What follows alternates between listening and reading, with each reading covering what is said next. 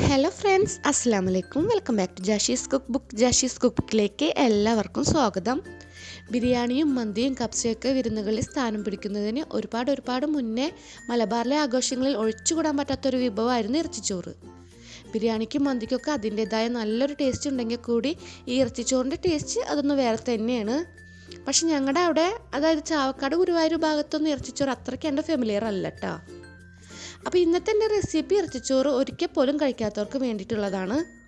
ബിരിയാണിയേക്കാളൊക്കെ വളരെ ഈസി ആയിട്ട് നമുക്കിത് ഉണ്ടാക്കാം. ചിക്കനും മട്ടനൊക്കെ വെച്ച് ഇത് ഉണ്ടാക്കാറുണ്ടെങ്കിലും ഇറച്ചിച്ചോറിൻ്റെ ആ ഒതൻറ്റിക് ടേസ്റ്റ് കിട്ടണമെങ്കിൽ അത് ബീഫ് വെച്ച് തന്നെ ഉണ്ടാക്കണം. ആ ബീഫിൻ്റെ ഫുൾ ഫ്ലേവറുള്ള റൈസിന് പറഞ്ഞറിയിക്കാൻ പറ്റാത്ത പ്രത്യേക ഒരു ടേസ്റ്റാണ്. അപ്പോൾ നമുക്ക് നോക്കാം അല്ലേ മലബാർകാരുടെ പ്രിയപ്പെട്ട ഇറച്ചിച്ചോറ് ഉണ്ടാക്കുന്നത് എങ്ങനെയാണെന്ന്. ഇതുപോലുള്ള ഈസിയും ടേസ്റ്റി ആയിട്ടുള്ള ഒരുപാട് വിഭവങ്ങൾ ഞാൻ അപ്ലോഡ് ചെയ്യുമ്പോൾ നിങ്ങൾക്ക് പെട്ടെന്ന് തന്നെ കാണണം എന്നുണ്ടെങ്കിൽ ഇതുവരെ എൻ്റെ ചാനൽ സബ്സ്ക്രൈബ് ചെയ്യാത്തവരൊക്കെ പ്ലീസ് ഒന്ന് സബ്സ്ക്രൈബ് ചെയ്തതിന് ശേഷം വീഡിയോകളൊന്നും മിസ്സാവാതിരിക്കാൻ ബെല്ലൈക്കൺ കൂടെ എനേബിൾ ചെയ്യാൻ മറക്കല്ലേ. ആദ്യം നമുക്ക് ബീഫ് ഒന്ന് വേവിച്ചെടുക്കണം. അതിനായിട്ടൊരു കുക്കറിൽ 4 മീഡിയം സൈസിലുള്ള സബോള നൈസായി അരിഞ്ഞത്, നല്ല പഴുത്ത തക്കാളി വലുത് 2 എണ്ണം, 2.5 ടേബിൾ സ്പൂൺ ഇഞ്ചി വെളുത്തുള്ളി ചതച്ചത്, പിന്നെ വേണ്ടത് പച്ചമുളകാണ്. പച്ചമുളക് ഞാൻ കുറച്ചധികം തന്നെ ചേർക്കുന്നുണ്ട്, കാരണം മുളക് പൊടി ഞാൻ 1/2 ടേബിൾ സ്പൂൺ മാത്രമേ ചേർക്കുന്നുള്ളൂ. നിങ്ങൾ മുളക് പൊടി കൂടുതൽ ചേർക്കുന്നുണ്ടെങ്കിൽ പച്ചമുളക് അതിനനുസരിച്ച് അഡ്ജസ്റ്റ് ചെയ്യുക. പിന്നെ 1/4 ടേബിൾ സ്പൂൺ മല്ലിപ്പൊടി, 1/4 ടേബിൾ സ്പൂൺ മഞ്ഞൾപ്പൊടി, 1 ടേബിൾ സ്പൂൺ ഗരം മസാലപ്പൊടി, 1/2 ടേബിൾ സ്പൂൺ പെരിഞ്ജീരകം പൊടിച്ചത്, പിന്നെ കുറച്ച് കറിവേപ്പില, ആവശ്യത്തിന് ഉപ്പ്.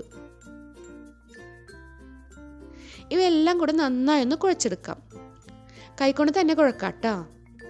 ആ തക്കാളിയും വേപ്പിലയും പച്ചമുളകൊക്കെ കൈകൊണ്ട് നല്ല പോലെ ഒന്ന് ഉടച്ചു കൊടുക്കണം. സ്പൂൺ വെച്ച് വെറുതെ മിക്സ് ആക്കിയാൽ കൈകൊണ്ട് ഇതുപോലെ കുഴച്ചെടുക്കുമ്പോൾ കിട്ടുന്നതിൻ്റെ ടേസ്റ്റ് ഒരിക്കലും കിട്ടില്ല.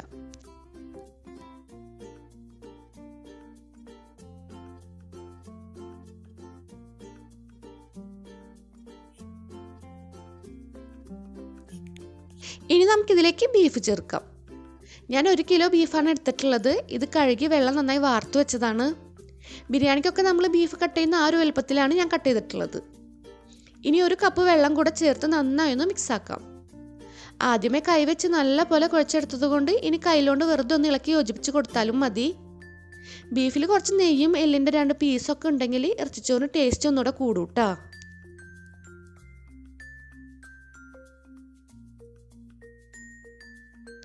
ഇതിന് നമുക്ക് മീഡിയം ഫ്ലെയിമിൽ 3 വിസിൽ വരുന്നത് വരെ വേവിക്കാം.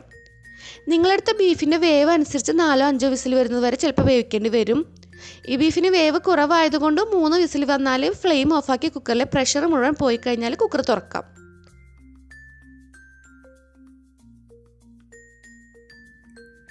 ഇപ്പം നമ്മൾ ചേർത്ത ആ 1 കപ്പ് വെള്ളവും ബീഫിൽ നിന്ന് വന്ന വെള്ളവും എല്ലാം കൂടെ ഏകദേശം 2.5 കപ്പ് വെള്ളം ഇതിലുണ്ട്. ഈ വെള്ളം നമുക്കൊന്ന് ഊറ്റിയെടുത്ത് മാറ്റി വയ്ക്കാം.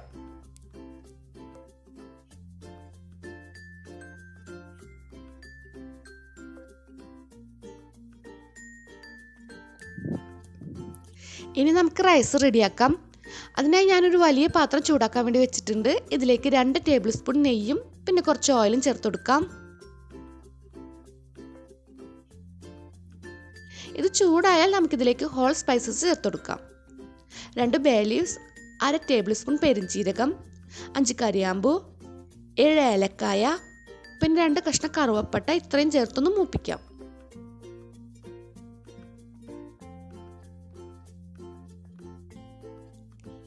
ഇതിലേക്ക് ഇനി നമുക്ക് 1 സബോള നൈസായി അരിഞ്ഞ് ചേർത്ത് കൊടുക്കാം.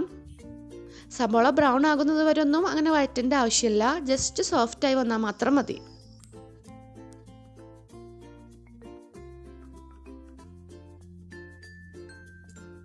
സബോള ഈ ഒരു പരുവത്തിലായി വന്നാൽ നമുക്ക് വെള്ളം ഊറ്റി സെപ്പറേറ്റ് ആക്കി വെച്ചിരിക്കുന്ന ബീഫ് ചേർത്ത് കൊടുക്കാം. ഇതിന് നമുക്ക് 5 മിനിറ്റ് നേരം വഴറ്റാം. നമ്മൾ ബീഫ് വേവിക്കുമ്പോൾ ചേർത്ത ഉള്ളിയും തക്കാളിയൊക്കെ വെന്ത് നല്ല സോഫ്റ്റായി തന്നെയാണ് ഇരിക്കുന്നത്. എന്നാൽ ഈ നെയ്യിൽ ചെറുതായി ഒന്ന് വഴറ്റുകയും കൂടെ ചെയ്താൽ ബീഫിൽ മസാല നന്നായി പിടിച്ചോളും. ഈ സമയത്ത് ബീഫ് ഒന്ന് ടേസ്റ്റ് നോക്കി മസാലയിൽ എന്തെങ്കിലും കുറവുണ്ടെങ്കിൽ അതിപ്പോൾ ചേർത്ത് കൊടുക്കാം കേട്ടോ.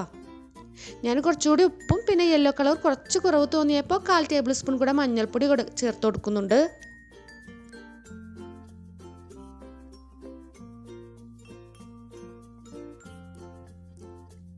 5 മിനിറ്റ് നന്നായി ഒന്ന് വഴറ്റി ഓയിൽ ചെറുതായി തെളിഞ്ഞു വരാൻ തുടങ്ങിയാൽ നമുക്കിതിലേക്ക് ബീഫ് വേവിച്ചപ്പോൾ കിട്ടിയ 2.5 കപ്പ് വെള്ളവും പിന്നെ അതിൻ്റെ കൂടെ എക്സ്ട്രാ 5.5 കപ്പ് വെള്ളം കൂടെ ചേർത്ത് ഇതിലേക്ക് ഒഴിച്ചു കൊടുക്കാം.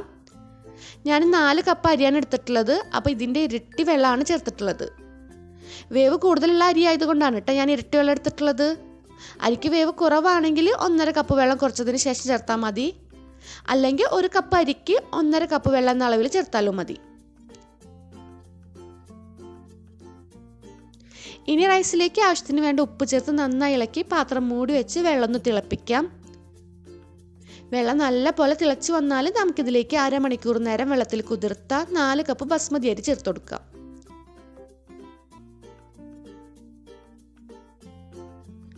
നന്നായി ഇളക്കി യോജിപ്പിച്ചതിന് ശേഷം മൂടി വെച്ച് റൈസ് വേവിക്കാം. മസാലയൊക്കെ റൈസിൽ നല്ല പോലെ പിടിക്കാനും പിന്നെ അടിയിൽ പിടിക്കാതിരിക്കാനും ഒക്കെ ഇടയ്ക്കിടയ്ക്ക് മൂടി തുറന്നൊന്ന് ഇളക്കി കൊടുത്തോണ്ടിരിക്കുക.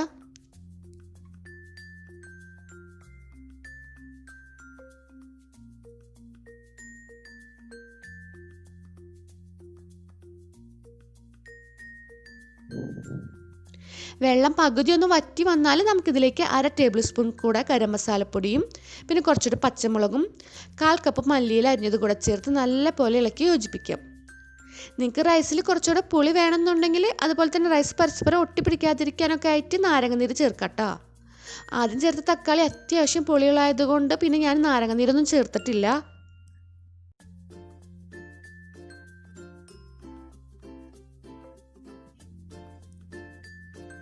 ഇപ്പോൾ വെള്ളമൊക്കെ ഏകദേശം വറ്റി വന്നിട്ടുണ്ട്.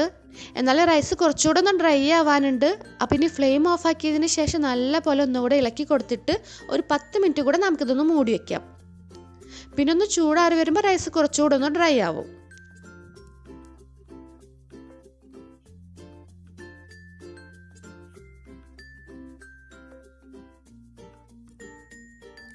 അപ്പോൾ നമ്മുടെ ഇറച്ചിച്ചോറ് ഇവിടെ റെഡിയായി. ഒരു നൊസ്റ്റാൾജിക് ഫീലൊക്കെ തരുന്ന പറഞ്ഞറിയിക്കാൻ പറ്റാത്തൊരു ഫ്ലേവറാണ് ഈ ഇറച്ചിച്ചോറിന്. നാട്ടിലെ നാടൻ ബീഫൊക്കെ വെച്ചുണ്ടാക്കുമ്പോഴുള്ള ടേസ്റ്റ് പിന്നെ പറയും വേണ്ട. റൈസിലേക്ക് വേണ്ട ഉപ്പ് വെള്ളത്തിൽ ചേർക്കുമ്പോൾ ഒരു പൊടി ഉപ്പ് മുന്നിൽ നിൽക്കുന്ന തരത്തിൽ വേണം ചേർക്കാൻ. അപ്പോഴാണ് റൈസ് വെന്ത് വരുമ്പോൾ പാകത്തിന് ഉപ്പായി കിട്ടൂ. ബിരിയാണി ഉണ്ടാക്കുന്ന അത്ര പോലും പണിയില്ല, എന്നാൽ ടേസ്റ്റ് ബിരിയാണിയുടെ ഒപ്പം തന്നെ നിൽക്കും. അപ്പോൾ ഇതുവരെ ഇറച്ചിച്ചോറ് കഴിക്കാത്തവർ തീർച്ചയായും ഒന്ന് ട്രൈ ചെയ്ത് നോക്കിയിട്ട് ഫീഡ്ബാക്ക് അറിയിക്കുക. വീഡിയോ നിങ്ങൾക്ക് ഇഷ്ടപ്പെട്ടെങ്കിൽ ലൈക്കും ഷെയറൊക്കെ ചെയ്യാൻ മറക്കല്ലേ. വീഡിയോനെ പറ്റിയുള്ള അഭിപ്രായവും കമൻ്റായി തന്നെ അറിയിക്കണേ. ഇൻഷാ അല്ലാഹ് ഇനി ഇതുപോലുള്ള ഈസിയും ടേസ്റ്റിയും വെറൈറ്റിയുമായിട്ടുള്ള റെസിപ്പിയുമായി അടുത്ത വീഡിയോയിലൂടെ കാണുന്നതുവരേക്കും ബൈ. അസ്സലാമു അലൈക്കും.